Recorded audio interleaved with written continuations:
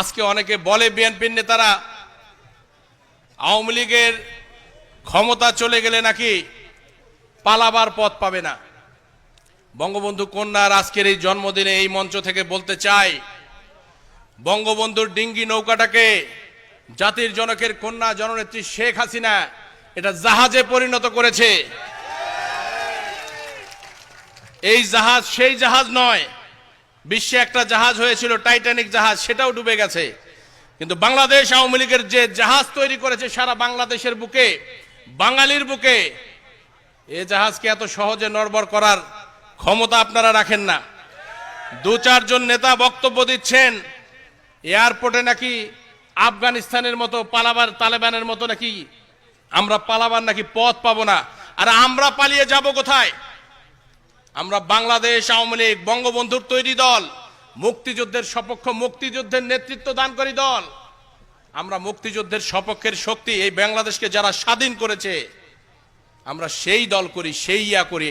আপনাদের মতো প্রেক্ষাপটে বন্দুকের ব্যারেল দিয়ে আমরা এখানে আসি নাই, আমরা হত্যার মাধ্যমে ক্ষমতা দখল করি নাই।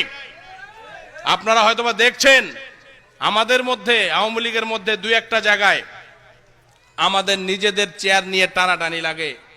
কোন দল মনে করেন আপনারা? আমার প্রিয় নেত্রী জননেত্রী শেখ হাসিনা ঘোষণা করেছেন আওয়ামী লীগ হলো হীরা, হীরা যত ভাঙবেন তার সৌন্দর্য তত বৃদ্ধি হয়। আওয়ামী লীগ কখনো বিভক্ত হয় না। আগে আওয়ামী লীগ যদি মনে করেন যে খুদিমাসির চাক ছিল, এখন আওয়ামী লীগ হয়ে গেছে ভেমরুলের চাক। আপনাদের কথাই বলতে চাই, বিএনপির শুনে যান।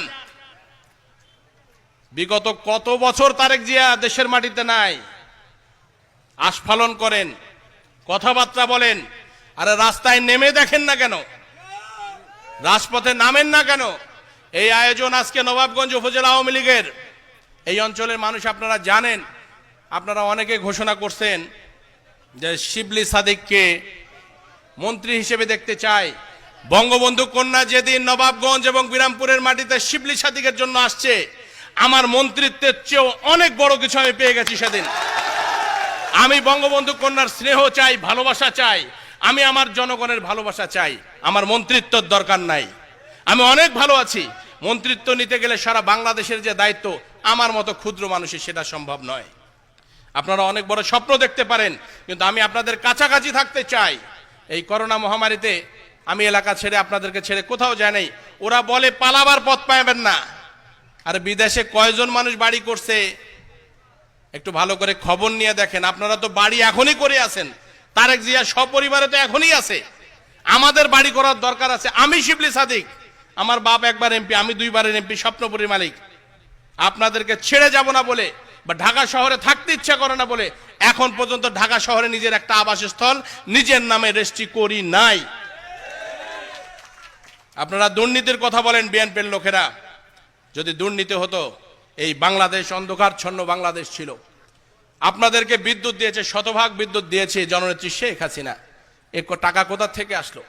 আজকে পদ্মা সেতু যে নির্মাণ হয়েছে, আপনার নেত্রী কয় পদ্মা সেতু দিয়ে মানুষ নাকি চলতে পারবে না, নাম উঠলেই নাকি ভেঙে পড়বে।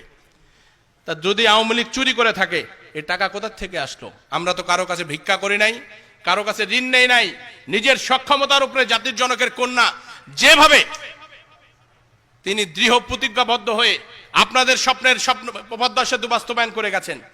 আজকে ফ্লাইওভারের কথা বলি, আওয়ামী লীগ যদি চুরি করবে তাহলে ফ্লাইওভার কোথা থেকে হয়? আওয়ামী লীগ যদি চুরি করবে মেট্রো রেল কোথা থেকে হয়? আওয়ামী লীগ যদি চুরি করবে ওই যায় দেখেন চিটাগাঙ্গে আমাদের কি করছে, কর্ণফুলী টানেল করেছে।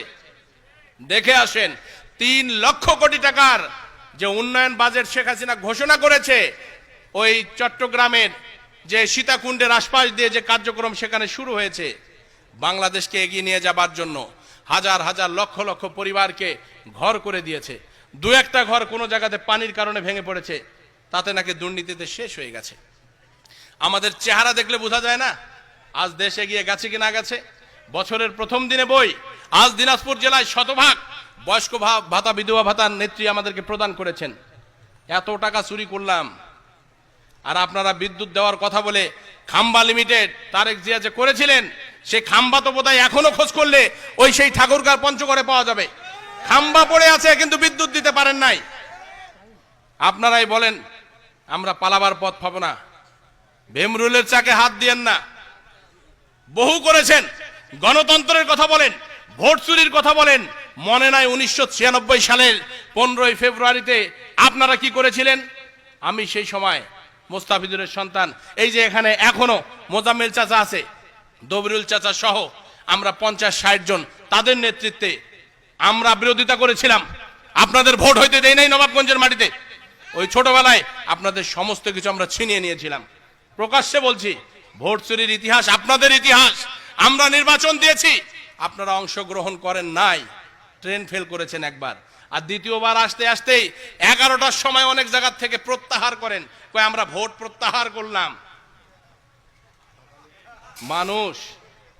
মানুষ বোঝে এখন সবকিছু। বাংলাদেশ এমন জায়গায় পৌঁছে গেছে, আজ দুর্নীতি করার কোনো জায়গা নাই।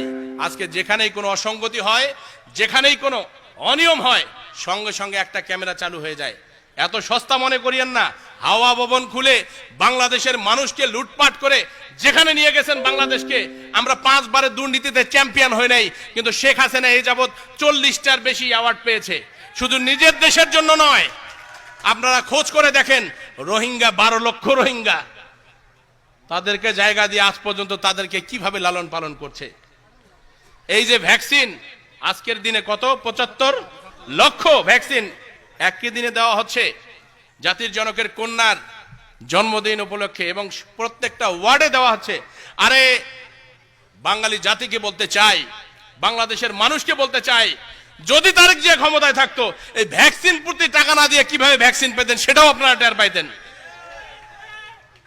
আওয়ামী লীগের দোষ, মহাদোষ, বারবার ক্ষমতায় আছি, এখন আওয়ামী লীগ ট্যাঙ্গা হয়ে গেছে অনেকের কাছে।